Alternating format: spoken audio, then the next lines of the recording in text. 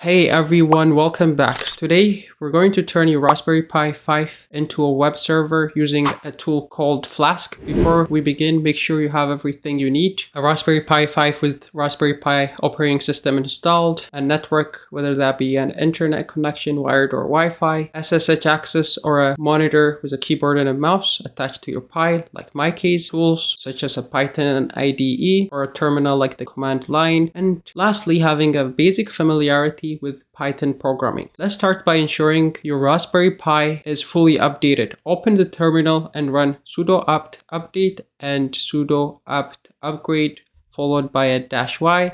This keeps your system stable and ready for new installation. Using a virtual environment is a great way to keep your Python projects organized. Here's how to set one up. Install venv if you already don't have it by running sudo apt install python 3 followed by a -venv followed by a -y. We'll also create a virtual environment by running python 3 venv, and then we can name it myflask_env or whatever you want to name your virtual environment. We can activate the virtual environment by running source myflask_env followed by /bin followed by /activate. Your prompt should now show myflask_env indicating you're inside the environment. A virtual environment keeps your project dependencies separate from your system's Python setup. Next, install Flask to build your web server. Whether or not you're using a virtual environment, run pip install Flask. And if this is your first time hearing about Flask, Flask is a lightweight, beginner-friendly, and perfect for small web projects. Now, let's write the code for a simple web server. Open your text editor and create a new file called webserver.py and paste the following code displayed on my screen. On a high level, this code sets up a web server with two routes. The first slash shows a welcome message, and the slash followed by the about displays some information about the server. Let's bring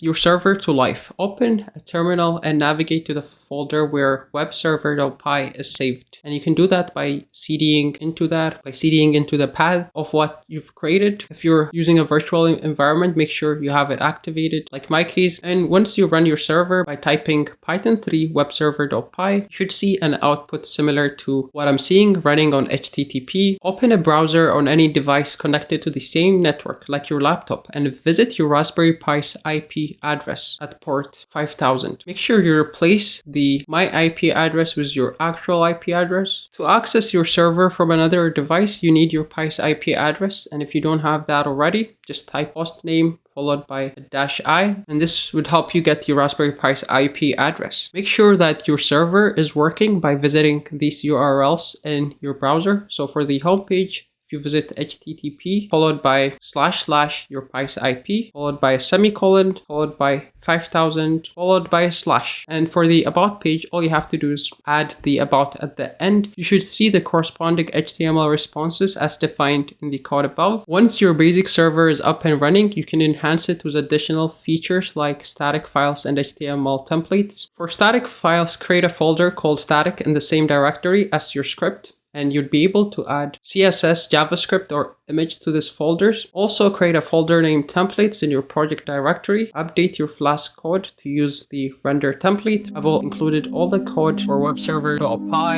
Your folder called templates would be file in the about.html. Lastly, the style.css.